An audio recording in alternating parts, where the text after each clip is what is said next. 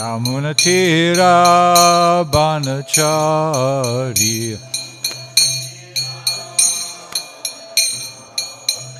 Jaya Radha Madhava Kunja Bihari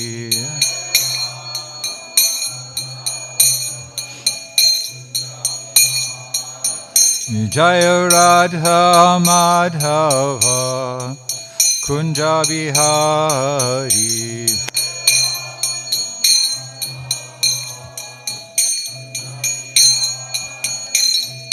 Gopi Jana Vallabha Girivardhari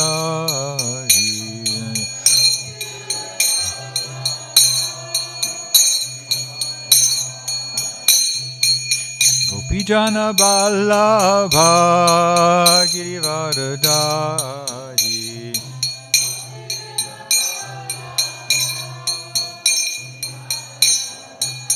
Yashoda Nandana Braja Jana Ranjana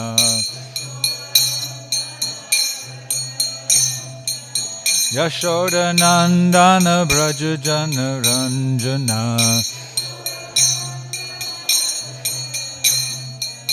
Yashoda Nandana Braja Jana Ranjana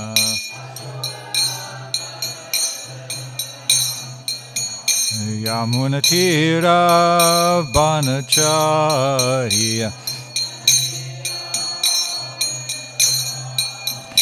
Yamunatira Banachari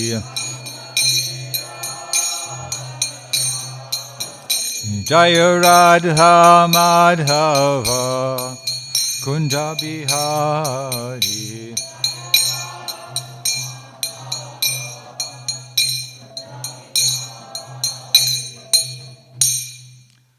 Jai Om Vishnupad Paramahamsa Parirabh Sri Srimad His Divine Grace Aboy Charanaravinda Bhaktivedanta Swami Srila Prabhupada ki Ananta Koti Vaishnava Brinda ki Namacharya Srila Haridas Thakur ki Prem Sikaho Shri Krishna Chaitanya Prabhu Nityananda Shri Advaita Gadadha Shiva Sadi Gaura Bhakta Vrinda ki Shri Shri Radha Krishna Gopa Gopinath Shamakund Radhakund Giri Govardhana ki Vrindavan Dhama ki Mayapur Navadvip Dhama ki Jagannath Puri Dhama ki Ganga Mai ki Jamuna Mai ki Bhakti Devi ki Tulsi Maharani ki Gaura Premanandi. Oh, glories to the assembled devotees.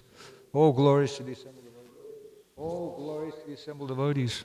Oh, glories to Sri Guru and Sri Gauranga. Oh, glories to Srila Prabhupada.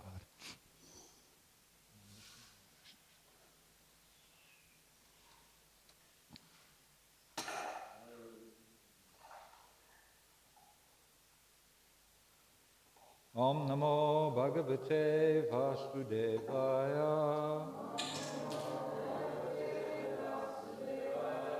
Om Namo Bhagavate Vasudevaya.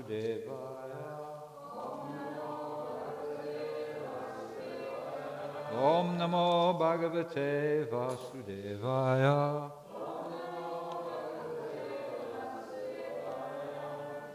Reading from the Srimad Bhagavatam, Canto 3, chapter number 23. This is text 1, entitled Devahuti's Lamentation. Maitreya Uvacha Pitribhyam Prastite Sadvi Patim Ingita Kovida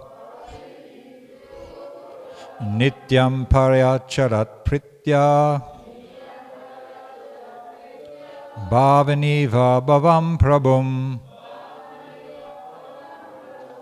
Pitribhyam Prastite Sadvi Patim Ingita Kovida Nityam Paryacharat Pritya Bhavaniva Bhavam Prabhum.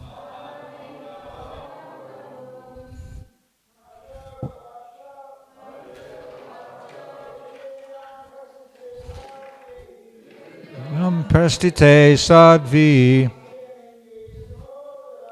Patim Ingita Kovidaha Nityam Paracharat Pritya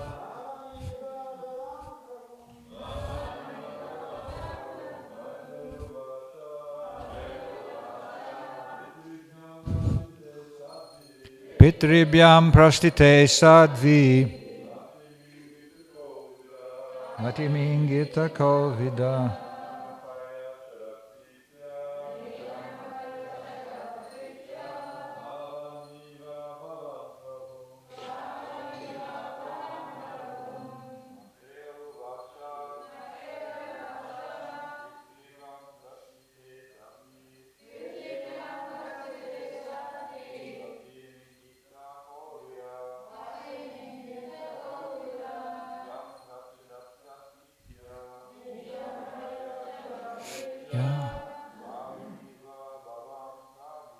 Bhavaniva Bhavam Prabhum. Maitreya Uvacha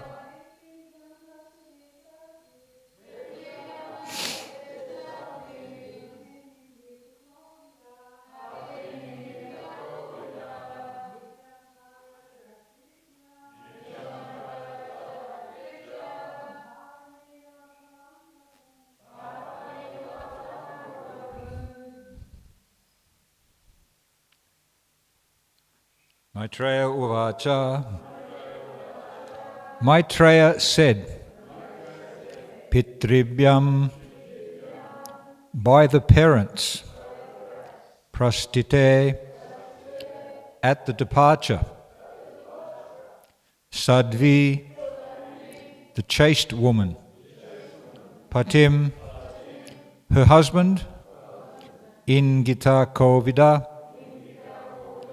understanding the desires, Nityam, constantly, Paryacharat, she served, Pritya, with great love, Bhavani, the goddess Parvati, Eva, like, Bhavam, Lord Shiva, Prabhum, her Lord. Translation and purport by Srila Prabhupada. Maitreya continued, after the departure of her parents, the chaste woman, Devahuti, who could understand the desires of her husband, served him constantly with great love, as Bhavani, the wife of Lord Shiva, serves her husband.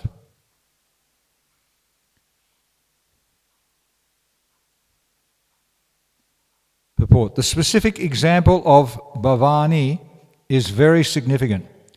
Bhavani means the wife of Baba, or Lord Shiva. Bhavani, or Parvati, the daughter of the king of the Himalayas. The daughter of the king of the Himalayas, there's another name, Himavati. So here we have three names for the same person. Bhavani, Parvati, Himavati. Selected Lord Shiva, who appears to be just like a beggar, as her husband. In spite of her being a princess, she undertook all kinds of tribulations to associate with Lord Shiva, who did not even have a house, but was sitting underneath the trees and passing his time in meditation. Although Bhavani was the daughter of a very great king, she used to serve Lord Shiva, just like a poor woman.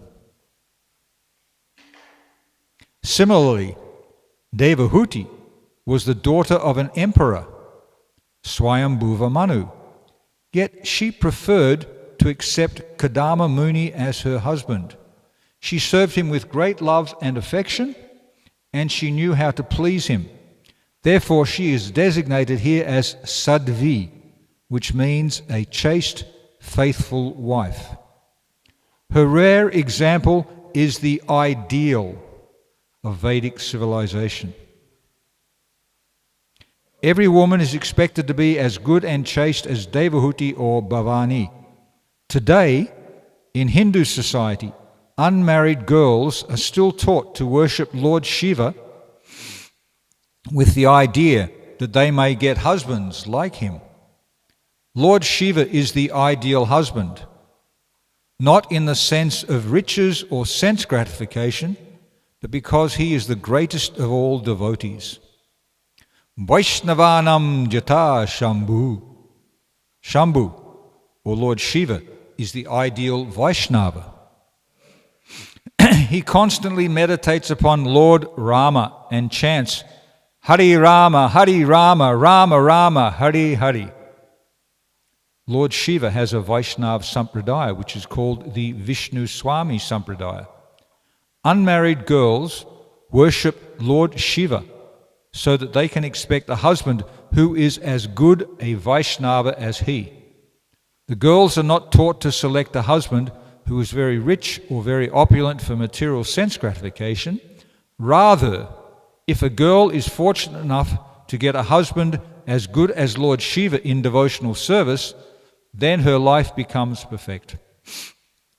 The wife is dependent on the husband, and if the husband is a Vaishnava, then naturally she shares the devotional service of the husband because she renders him service.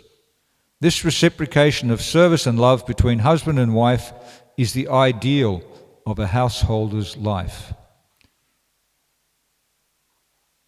Maitreya continued translation again. After the departure of her parents, the chaste woman Devahuti, who could understand the desires of her husband, served him constantly with great love, as Bhavani, the wife of Lord Shiva, serves her husband.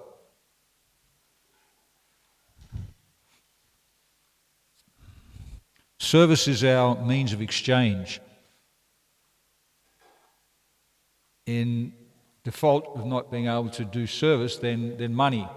Money represents our hard work, and so we're offering the results of our hard work in exchange for some goods or for some services. So service is our medium of exchange. If we want to serve devotees, we give them service. Like Vasu Shrestha is expert at engaging people in service. He'll come up and tell you, Prabhu, oh, it's nice to see you. Are you having a good day? I've got some real nectar for you. Can you go and wash the toilet? And you want to do it because it's presented so nicely, because the service it's like an offering. The service connects us with the Supreme Personality of Godhead. So in this situation here, which is described to be the ideal classic Vedic husband and wife, then Lord Shiva is described as the ideal husband, and his wife Bhavani, who served her husband with great love and affection, understanding his mentality, then she's considered to be the ideal wife. And the payoff at the end is that the service that the great Vaishnava husband does, then the wife, because she's serving the husband, she gets advantage of that. It's like the good wife who has a good husband who is engaged in service to their spiritual master.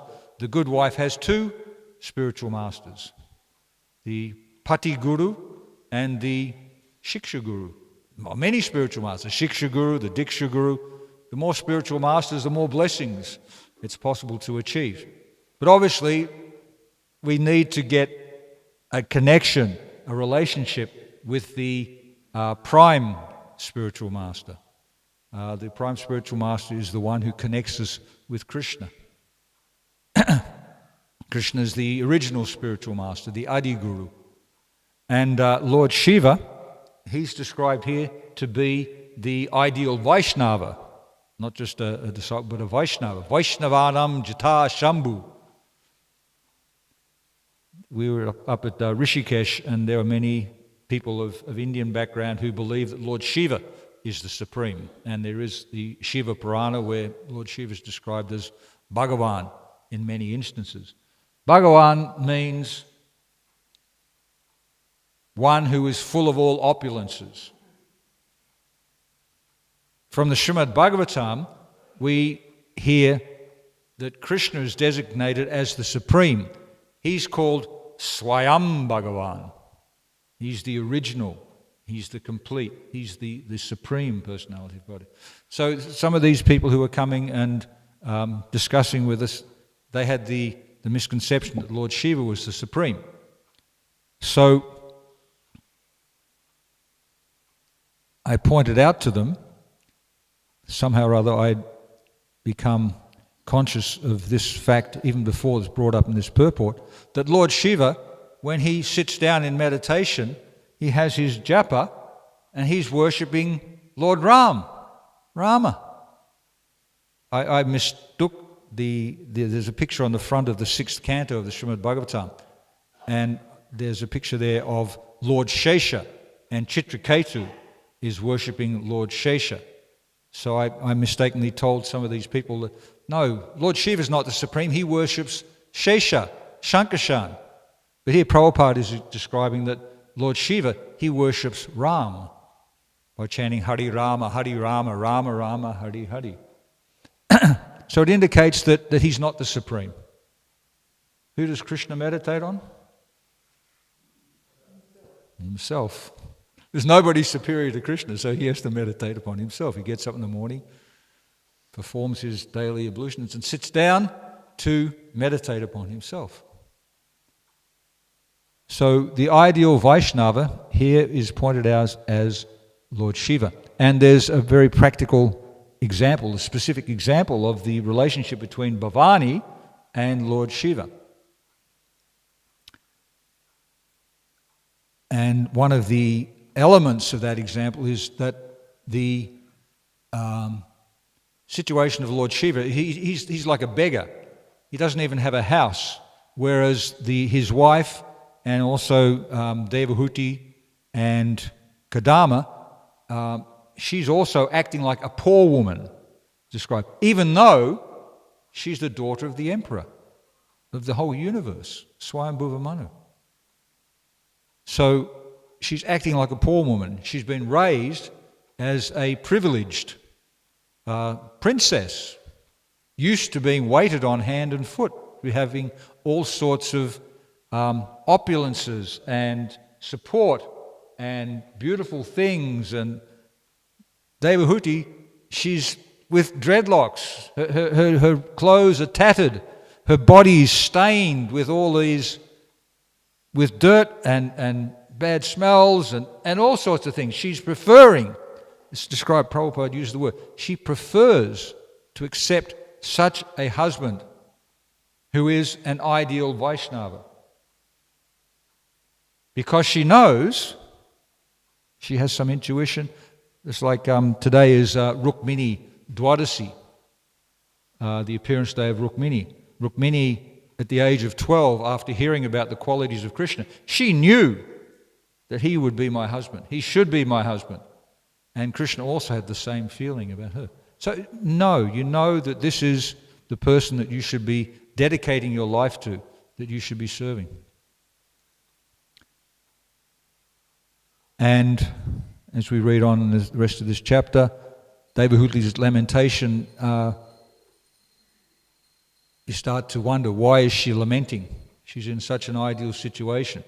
And later on in the chapter it's revealed a couple of causes why she could be lamenting. And the lamentation goes deeper and deeper and deeper, up to the point where her husband is about to leave her. When the husband leaves, if the relationship is ideal, then the pain of separation is too much to bear.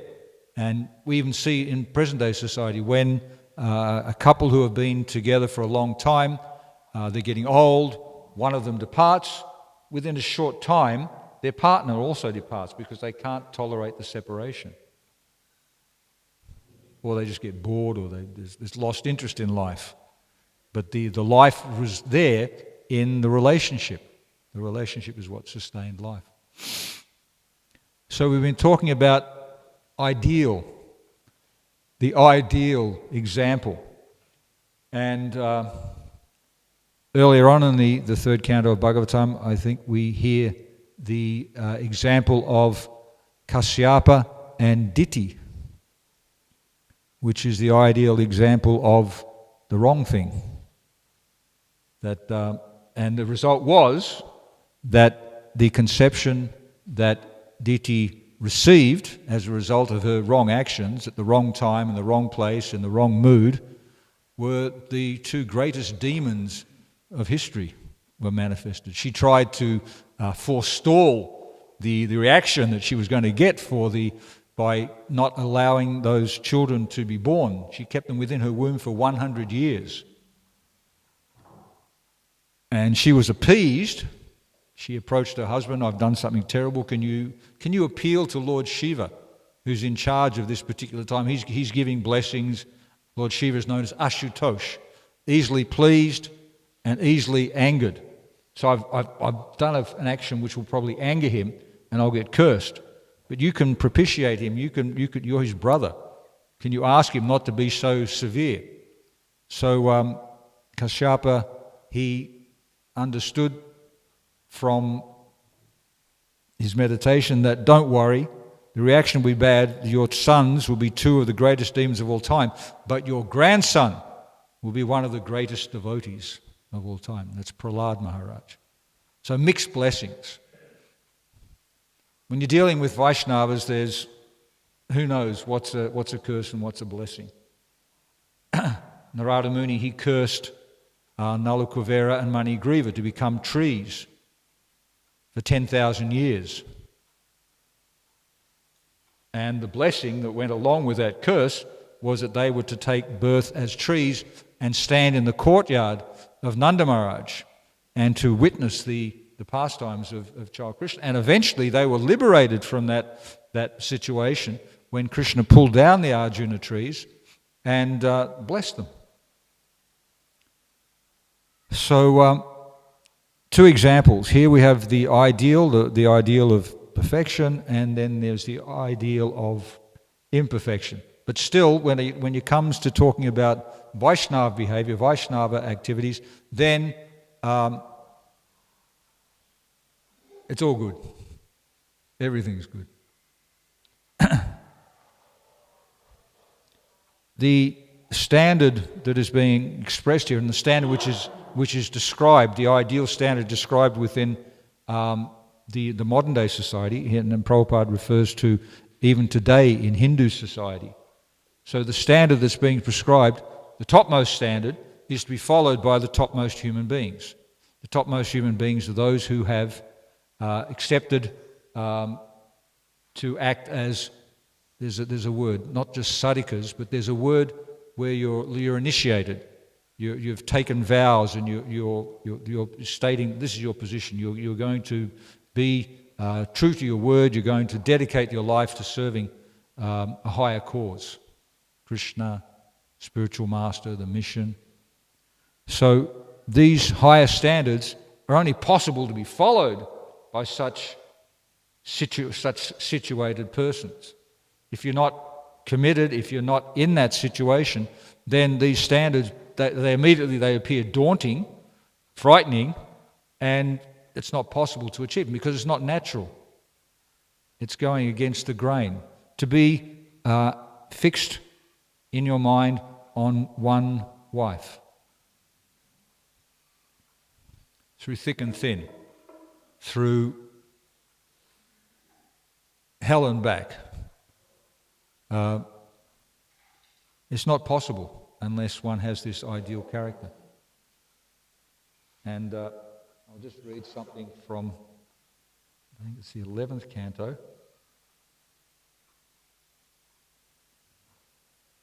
Sometimes the fallen practitioners of the Karmakanda section of the Vedas assert that the material fruitive results of Vedic ceremonies should never be given up because they are prescribed by religious scriptures.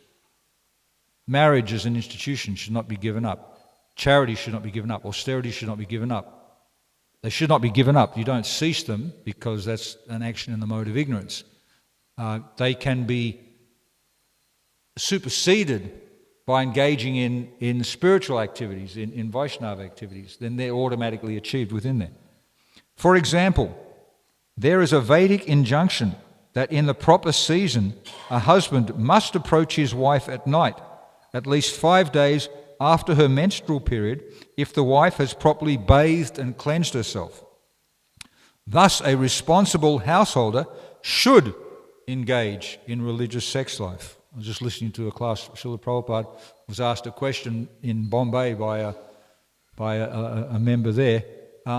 We've heard that Krishna is against sex, which could be like an impression. You know, these Hare Krishnas, they're so strict, no sex, no illicit sex. Prabhupada said, no, Krishna says in the Bhagavad Gita, Dhamma viruddho bhuteshu. Sex life on religious principles, I am that act. On religious principles, responsible. So here a responsible householder should engage in religious sex life.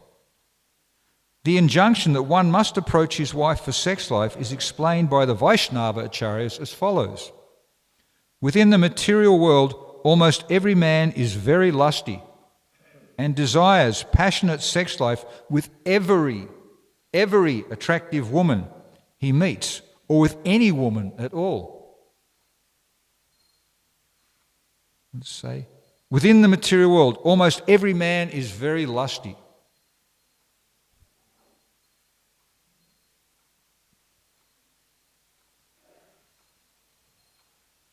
Actually, for an ordinary materialistic man, it is an accomplishment if he can restrict himself to relationships with his lawfully wedded wife. But because familiarity breeds contempt, the natural tendency is for the husband to gradually become envious or resentful of the wife and desire illicit connections with other women. Such a mentality is most sinful and abominable.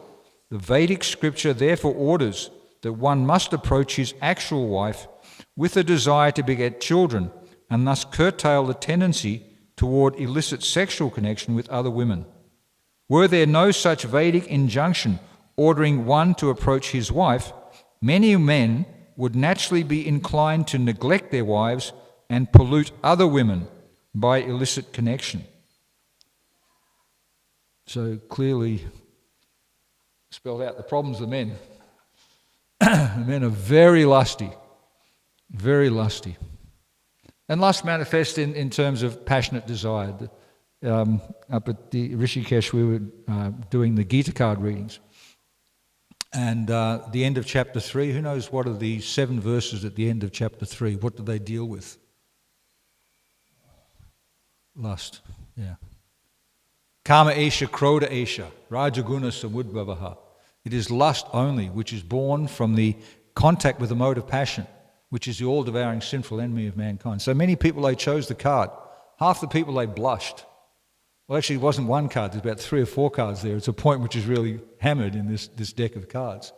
Many people blushed.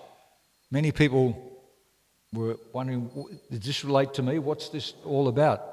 What's this verse talking about? So just to soften the blow, I would say, yeah, lust is our original love of God, which when we come into contact with the material world, it's transformed into lust. So the process is to transform it back to love. Lust can be dealt with. But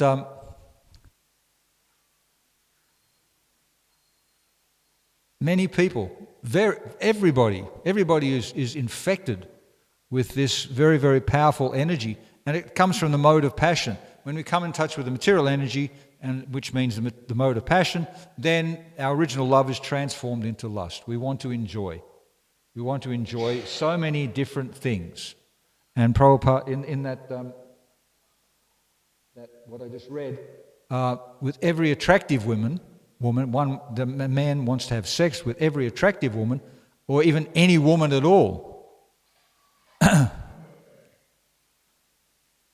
For if you're lucky enough to get somebody who'll stick with you, then even despite the fact that they're as ugly as sin, then still you're feeling blessed.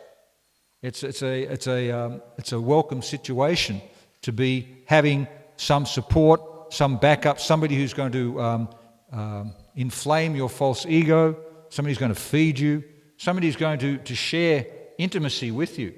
This is rare in the world. People, they're lacking intimacy, they're lacking contact. So to find somebody who's prepared to do that, then that's a great blessing. Unfortunately, there are problems in the material, there are unlimited problems in the material world, and this is one of the major problems. It's said that this is our major shackle to the material world. Everybody's in the prison, they're in a prison house, and the shackles of the prison is sex life. It's invisible. You might have golden chains, you might have copper chains, you might have like an iron ball around you, and as a prisoner in this world, first class, second class, third class prisoner, and you might try and elevate yourself up, but you're still a prisoner. You're still a prisoner. Maybe first class, you've got a television set, you've got all sorts of facilities in the prison, but you're still a prisoner. You're restricted. You can't enjoy. Even people want to enjoy, and they're a little bit more subtle. They think they want to get close and intimate with somebody, and they want to connect soul to soul, but the body's getting in the way. There's still a barrier to enjoyment. That's the material world, whereas in the spiritual world, that intimacy, that connection is not there. So to engage in devotional service, to engage in spiritual practices, to understand how we are not the body, we're the soul, and how we can engage in service to the Supreme Soul, that will enable us to get the greatest connection, the greatest satisfaction in life, not what we're going to experience in this material world. The material world is a place of suffering. Dukhalayam asashvatam. It burns like fire in the material world, and it's never satisfied. So don't try. We should not try and squeeze some pleasure out of the material world. The only way to live in the material world is to follow the Vaishnava standards, to practice spiritual life, and to try and become not at peace. We should never think, okay, that this is good, it's the mode of goodness, it's contamination of the mode of goodness. We want to get out of this world. But to be a little bit, the ideal devotee is not afflicted by happiness or distress. They're not attached to the ordinary course of events. They can tolerate anything. Even Lord Shiva, again, his wife cursed Chitraketu. She was sitting in the assembly of devotees, she was sitting on the lap of Lord Shiva, her husband, and Lord Shiva was naked. And he can tolerate that. Lord Shiva, he can tolerate the association of his wife. But Chitraketu got cursed because he laughed. He's a respectable person. Hey, Lord Shiva couldn't tolerate, back to yesterday was Mohini Ekadasi. Lord Shiva couldn't tolerate when he saw Krishna, his potency manifested in the female form. So it's not possible to tolerate living in the material world unless one is as great a devotee as Lord Shiva. Vaishnavanam Jata Shambhu. So by following in his footsteps, the young girls in present-day Hindu society, they're recommended to worship Lord Shiva, to try and get his blessings, so they will get a husband as good as Lord Shiva. And we see in the pastimes of Lord Chaitanya, I think Lord Chaitanya, he would come and tease the young girls. They were performing such a vrata, and he would tease them. Don't worship this personality, worship me. If you worship me, then I'll give you blessings and you'll get a great husband, you'll get everything you possibly need. If you refuse to follow my order, then you'll have one husband and 12 co-wives, and you'll be at the bottom of the pecking order and you'll be suffering like anything. So if you worship me properly, then you'll get a good husband. And a good husband means a devotee who can fulfill all one's desires, material and spiritual. Devahuti, she gets the opportunity, we see later in the chapter, to be properly dressed, to be properly ornamented, properly bathed, to look her best self, to have 200 girlfriends who are there to wait on her, to serve her, to go travelling in this aerial mansion which is greater than any possibly conceivable vehicle. Even when Gadama Muni manifests that mansion, and it's described that it's not from his yogic siddhi perfection, it's from his devotional perfection. He was amazed. What an amazing airship, what an amazing plane we've got to travel in. And they travelled all over the universe, all over the three worlds, and enjoyed for a long time. This is a result of Devahuti desiring to have a good husband. Kadama Muni, he didn't desire such a great wife because immediately he wanted to renounce. As soon as I've fulfilled my contract, I've given children, then I'm departing. So Devahuti, she served her husband, she understood his mood, she served him with great affection and love, even despite he was just sitting there with no house, just sitting there chanting, meditating, and she suffered externally as a result, but ultimately the topmost success. So that's the start of this wonderful chapter. There's many, many more verses to come. Hope you can look forward to them.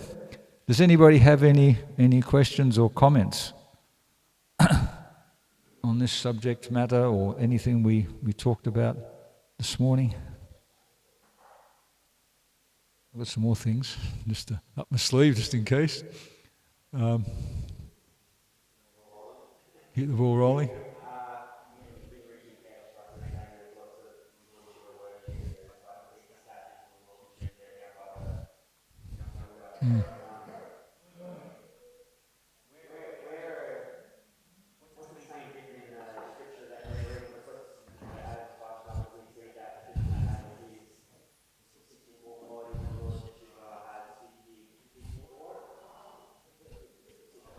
Five.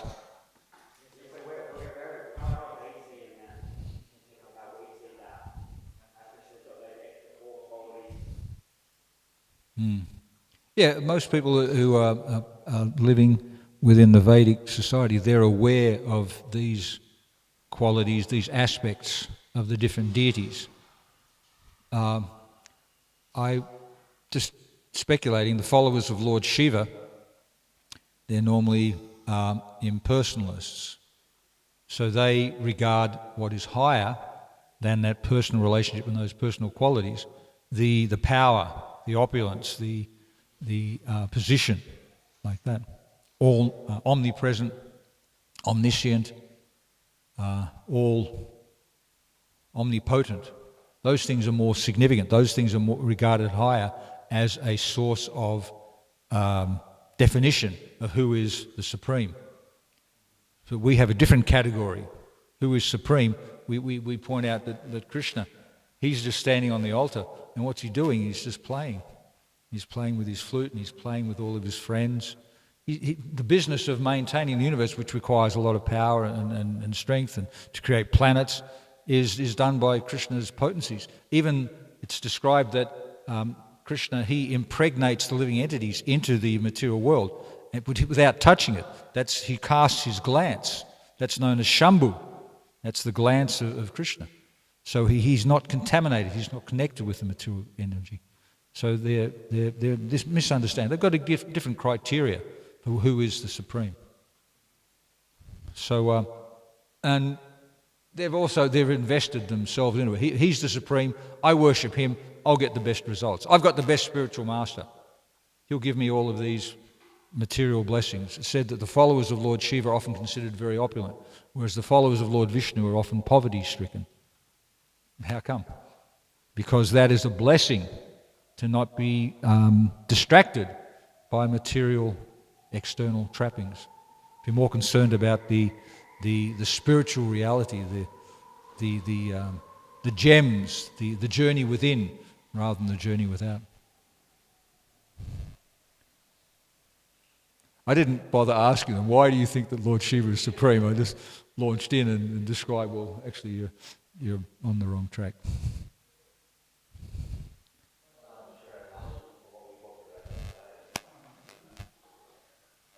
Okay.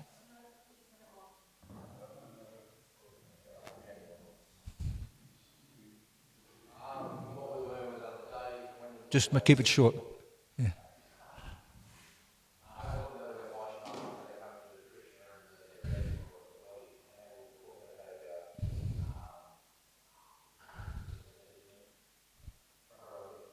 Oh yeah, biotics. Yeah.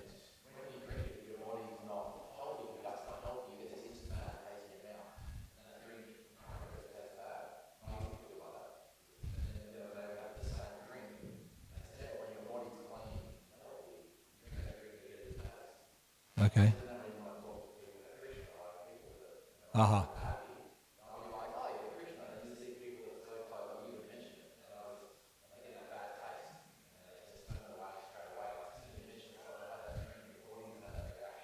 Yeah, it's described that devotees, they have a disease called jaundice, where you go yellow because your liver's full of stuff. But the cure for jaundice is to take sugar. When you take the sugar, when you have jaundice, when your liver's complaining, then the sugar tastes bitter. But you have to keep taking the sugar, and eventually the disease will be cured and the sugar will take on its original sweetness. So yes, things which we know are good for us, even though they might appear bitter, because we are diseased, they should be continued to be taken, because in the end we'll be cured of the disease and we'll actually be able to taste and relish the real sweetness. It's the holy name. It's sometimes, we read, we're feeling overwhelmed by the material energy and we just want some shelter. We call out, we seek for some shelter. And we pick up the Gita or the scripture, and it describes that, well, you should do this and this. Oh, that doesn't taste good. That's too much. But we've got to keep doing it. We have to keep reading it, and eventually that sweet taste will come. Just like also in the story yesterday of Mohini Ekadasi, a great king, he had 5 sons, and one son was very sinful.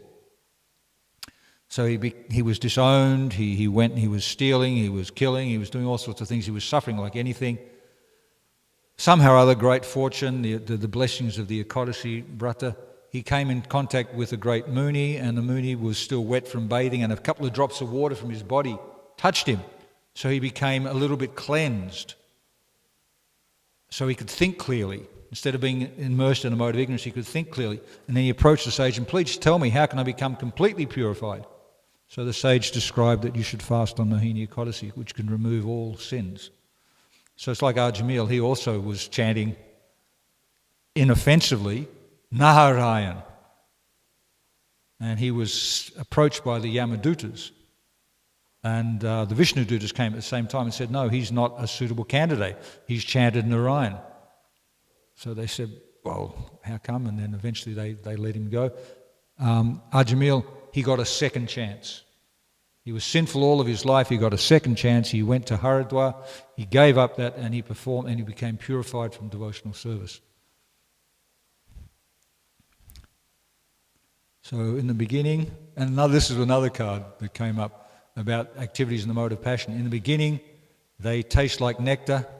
They end up like poison. Whereas activities in the mode of goodness, they taste like poison, but they end up tasting like nectar. So to try and explain that to people, that was eye-opening. The mode of passion, there's always underlying suffering. You enjoy now, you have to pay now and later and forever. There's suffering always there following. So the mode of goodness, there's more clarity, there's more sight, there's more proper vision, but still, unless one takes that mode of goodness and rises to the mode of Sudasattva, then still there's reaction. Tricky business. Julian.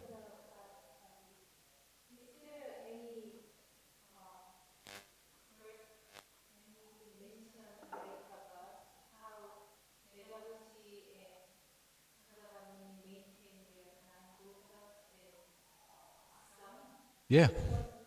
How did Devahuti and Kadama, well, Kadama was not there, how did the 9 daughters get maintained? They were married off to other great sages.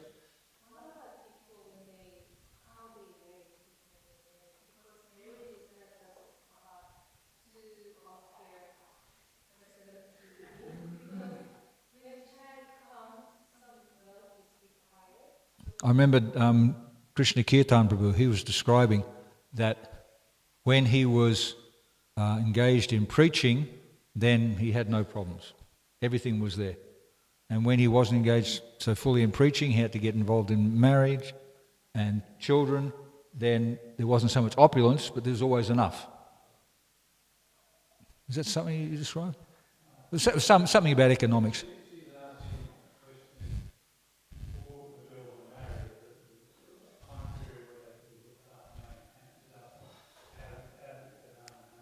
They grew up immediately. They were immediately fully mature, and their husbands came along and took charge of them. They were conceived, and then, yes, they were born, and then they immediately grew up. But how do you mean maintain? When you're young, you just got to be fed and clothed and housed. You don't have to have a big bank account put aside for when they're going to, have children themselves. That comes later. 9 of them, that's nothing. That's a small family.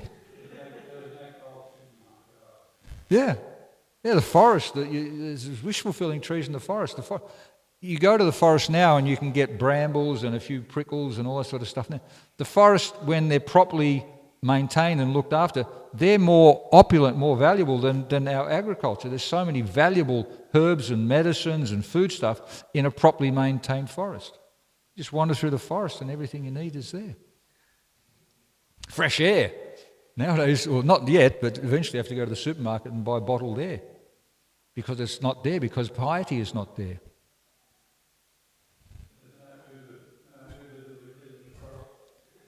No, whatever's there you eat, and you find out, and you know how to use it properly, and it does the right. They're so much more powerful nowadays. You've got to put all sorts of things in superfoods to make things nourishing, but you get like real herbs, like ginseng. Ginseng it's pathetic. It's not grown on good soil, but it was highly regarded as a great aphrodisiac and a nerve tonic and stuff like that because it was powerful, it was potent, because it was grown on undepleted soil and it's grown properly in the proper mood, in the proper environment.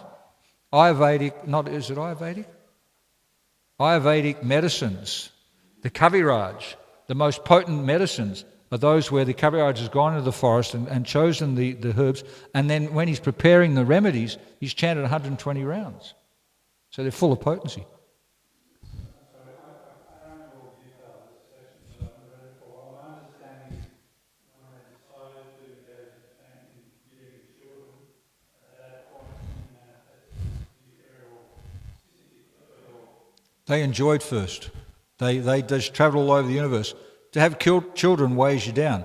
So they enjoyed it for many hundreds of seasons.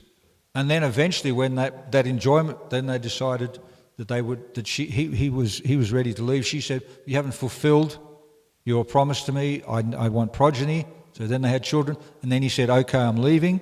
And then she said, "But still, you still haven't fulfilled my desire. You haven't given me self-realization." And he said, Kadama Muni said to Devahuti, "Don't worry. Within your womb, the semen there is, and within that semen is the Supreme Personality of Godhead. He will look after you. He will instruct you." Lord Kapila appeared at that point. And then actually, he had a conversation with Lord Kapila after he appeared and described, okay, now you're here, now I want to leave. Even though the Supreme Personality of Godhead is there within your own home, he wanted to go travelling to fulfill the Varnashram responsibilities. And he was worried that because of out of familiarity having Krishna in his home, he would become familiar. So to be in a mood of separation, he felt he could develop a greater relationship with Krishna. So there's a time schedule like that, yeah. It wasn't that he manifested that mansion early on.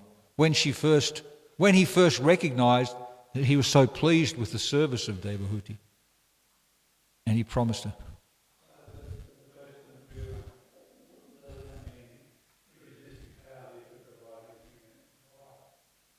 That's right.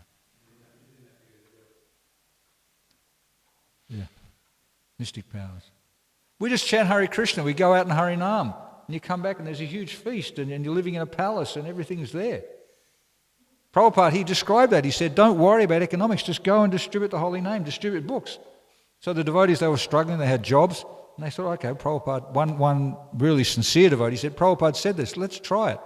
So they went out in Boston, and they went out and they did Harinam, and they got $8 for the day. And they thought, well, that's pretty good. They went out a second day, they got $12, and then that was what started the Sankirtan mission.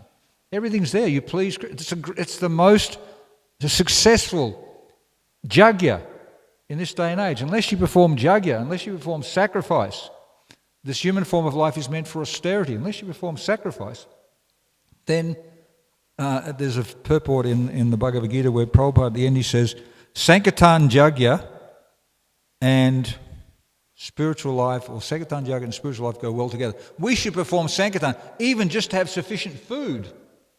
If you don't chant Hare Krishna, you won't be able to eat properly. People who are not engaged in devotional service, they're always worried, where's their next meal going to come from? That's why there's so many restaurants and places like that, because they don't have somewhere at home where they can go and they can get a properly cooked meal. They've got to go and eat all this stuff on the run, rubbish, not nourishing, contaminating.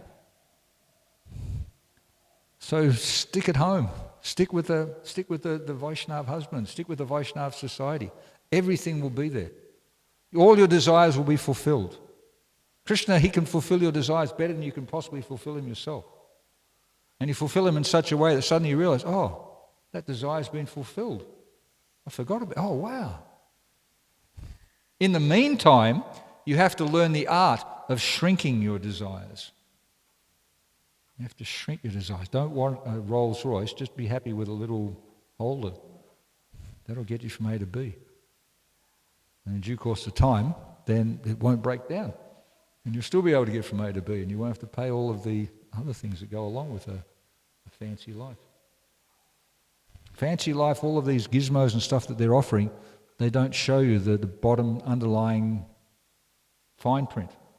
You have to sacrifice your life. You want a house?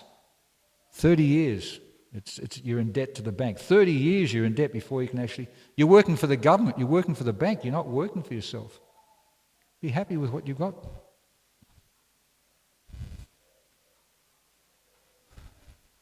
Of course, it can be upgraded. That's the business of the wife. The wife is known as Sri, one who is directly connected with the material energy. She knows how to use the material energy.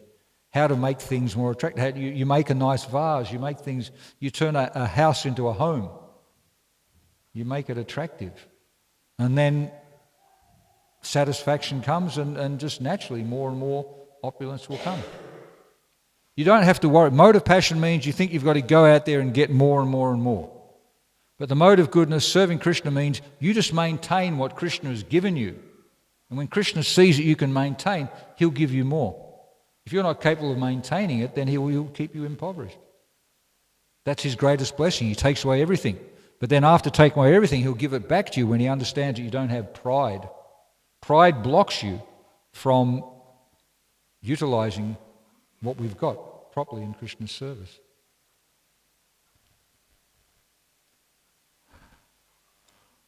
Okay, breakfast time.